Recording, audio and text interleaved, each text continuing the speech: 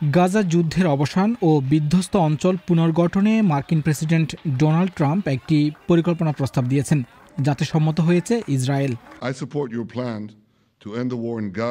আমি গাজায় যুদ্ধ শেষ করার জন্য আপনার পরিকল্পনাকে সমর্থন করি, যা আমাদের যুদ্ধের লক্ষ্য অর্জন করবে। পরিকল্পনার অংশ হিসেবে এই মানচিত্রটি প্রকাশ করেছে হোয়াইট হাউস, যেখানে ইসরায়েলি সেনাদের ফিরিয়ে নেওয়া এবং নতুন সীমানাসহ বেশ কিছু বিষয় উল্লেখ করা হয়েছে। পরিকল্পনায় গাজায় অবিলম্বে সামরিক অভিযান বন্ধ ও চুক্তি কার্যকরের ৭২ ঘণ্টার মধ্যে ২ ডজনের বেশি ইসরায়েলি জিম্মির দেহাবশেষ ও জীবিত থাকা ২০ জিম্মিকে মুক্তি দিতে হবে। বিনিময়ে গাজা থেকে আটক হওয়া শত শত বন্দী মুক্তি পাবে। পরিকল্পনা অনুযায়ী গাজা শাসনে হামাসের কোনো ভূমিকা থাকবে না এবং কার্যত একই সাথে ফিলিস্তিনি রাষ্ট্রের জন্য একটি দরজা উন্মুক্ত হবে। যুদ্ধবিরতি আলোচনার সাথে ঘনিষ্ঠ ফিলিস্তিনি একটি সূত্র বিবিসিকে জানিয়েছে, হোয়াইট হাউসের এই ২০ দফা শান্তি প্রস্তাব হামাসের কর্মকর্তাদের দেওয়া হয়েছে। সিদ্ধান্ত নেওয়ার জন্য হামাসের হাতে ৩ থেকে ৪ দিন সময় আছে। আরব এবং মুসলিম দেশগুলো এটাতে সমর্থন দিয়েছে।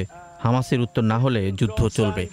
ট্রাম্পের প্রস্তাবিত পরিকল্পনাটি অনেকটা জো বাইডেনের ১ বছর আগে প্রস্তাবিত পরিকল্পনার মতো, যা নেতানিয়াহু ও তার মন্ত্রিসভার কট্টর ডানপন্থীদের চাপের মুখে ব্যর্থ হয়ে যায়।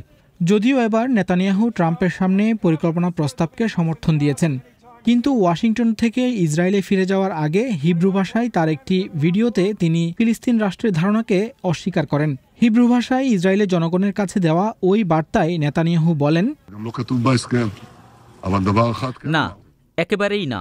চুক্তিতেও এটি লেখা নেই, কিন্তু আমরা একটা কথা পরিষ্কার বলেছি, আমরা জোর করে ফিলিস্তিন রাষ্ট্রকে প্রতিরোধ করব।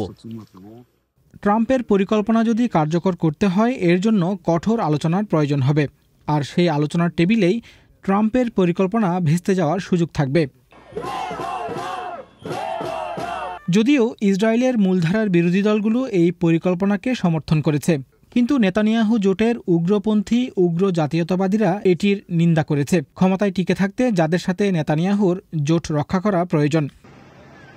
নেতানিয়াহু জোটের ইহুদি চরমপন্থীরা চায় গাজার জমিটি ইসরায়েলের সাথে সংযুক্ত করা হোক এবং ফিলিস্তিনিদের হটিয়ে সেখানে ইহুদি বসতি স্থাপন করা হোক। ফলে ট্রাম্পের দেওয়া প্রস্তাব মেনে ফিলিস্তিন রাষ্ট্রকে স্বীকৃতি দিতে রাজি হলে দেশের ভেতরে কট্টরপন্থীদের তোপের মুখে পড়তে পারেন নেতানিয়াহু। আবার ট্রাম্পের প্রস্তাব নাকচ করলে বিশ্বজুড়ে ইসরায়েলের মিত্ররা নাখোশ হতে পারে। হামাস যদি ট্রাম্পের প্রস্তাব মেনে নেয়, তাহলে চাপে পড়বেন বেনিয়ামিন নেতানিয়াহু। ফলে কট্টরপন্থী জোটকে ধরে রাখতে এবং চরমপন্থীদের শান্ত করতে আলোচনার টেবিলে হামাসের উপর দোষ চাপিয়ে আলোচনা ভেস্তে দেওয়ার চেষ্টা করতে পারেন তিনি। আবার ট্রাম্পের প্রস্তাবিত চুক্তির কাঠামো পছন্দ করে না এমন অনেক পদক্ষেপে ইসরায়েলকে ভেটো দেওয়ার সুযোগ দেওয়া হয়েছে।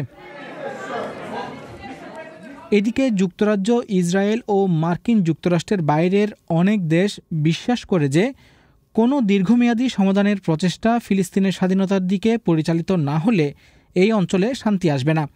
তাই এই পরিকল্পনা প্রস্তাবটি গাজার যুদ্ধবন্ধে একটি আশাব্যঞ্জক সূচনা তা এখনও বলা যাচ্ছে না।